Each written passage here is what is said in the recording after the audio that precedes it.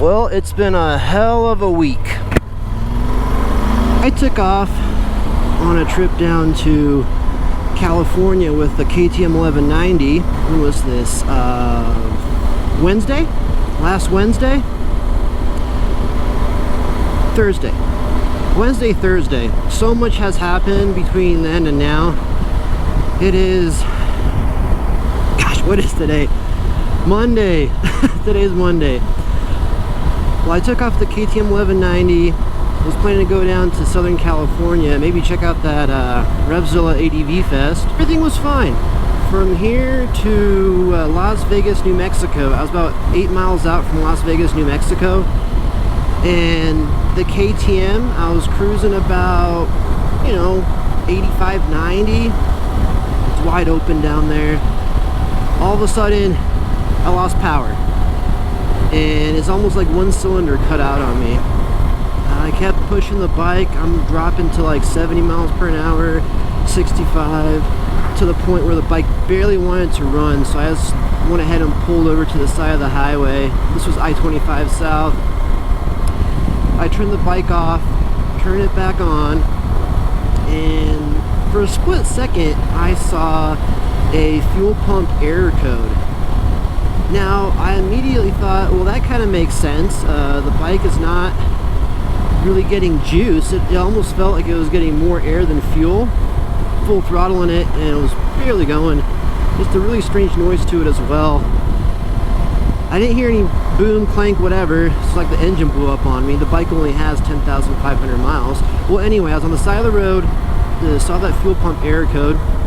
Now, I did switch the fuel pump to a quantum fuel pump just because those OEMs are known to crap out. I switched it to the quantum before the trip, knowing that my chances would be better with the new one. I did take the OEM because it's still working perfectly fine. So I figured, well, this must be a fuel pump. The bike is showing code for fuel pump. The only issue was I forgot one tool. It was like a 6mm hex. I have to take the crash bar not fully off, but move it out of the way to pull the fuel pump housing out. So I needed a tow. Called the tow truck about an hour and a half later to get me to the nearest town, which is only like 8 miles away. $110 bucks. Not terrible, not a great deal. I just told him to drop me off at the nearest Harbor Freight. So into Harbor Freight, got the tool I needed. I already pulled the fuel pump, drained some of that gas. I had nowhere to really do it. I'd rather do it on the side of the highway than freak people out in the Harbor Freight parking lot. And I had a little bit of room in the roto pack, so I poured some fuel in there. Luckily I only had about 2 gallons. Got the crash bar out of the way, pulled that housing out, replaced the fuel pump, the little mortar in there, which was easy just because I did it at home recently with that quantum. Walked over to the gas station to fill up that roto packs all the way. Got back to the bike, poured some fuel in there. Same thing. It really sounds like it's hitting on one cylinder. My thought is maybe some bad fuel, but I don't know. I mean, I usually stop at the best gas stations, Shell, Phillips, something that's not run down and you don't know how old the tank is. Same thing, I fired the bike up and have to have throttle halfway open just to have it idle. And it sounds like a tractor, it sounds like a thumper really. So I'm assuming it's running off of one cylinder. Now I'm almost 100%, let's just say 99% sure that it is some kind of fueling issue. Those KTMs have really fine injectors and multiple screen filters, fuel filters, before the fuel actually reaches that injector. So, long story short, I picked up another bike just to make this trip happen. This is a 2012 Super Tenere 1200 with about 28,000 miles on it. I'll hop off the bike in a second and I'll give you a quick walk around.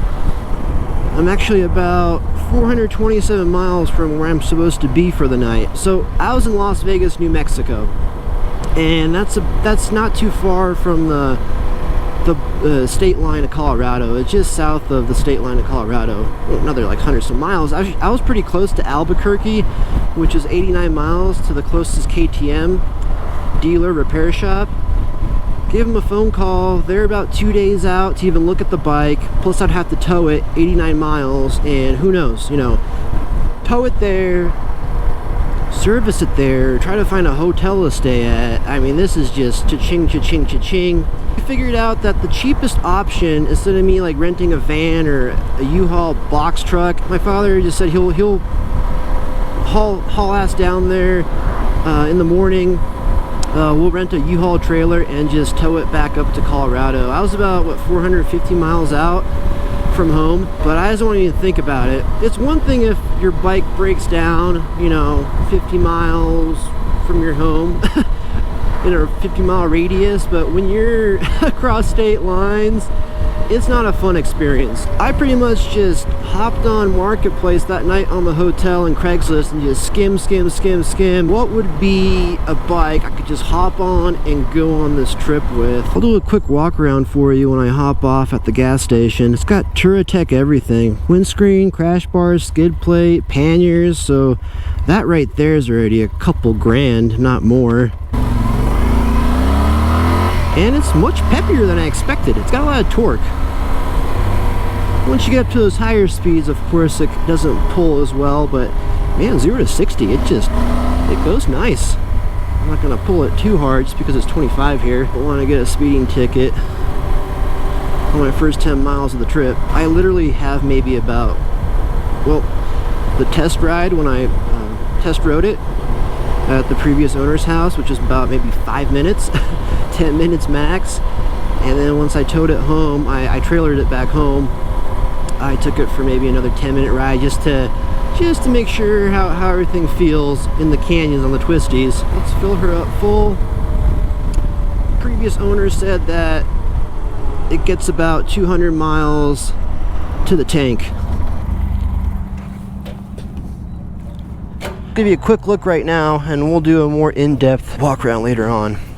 But Touratech windscreen, we have the crash bars. These are awesome, the Baja Designs LEDs, very bright. Touratech crash bar, skid plate, panniers, and some other goodies up here. We'll do a more in-depth look later. I'm just in such a rush right now. I should be at my destination in Utah, well, 7:20 if I was going non-stop, so realistically maybe 9 o'clock, 8:30.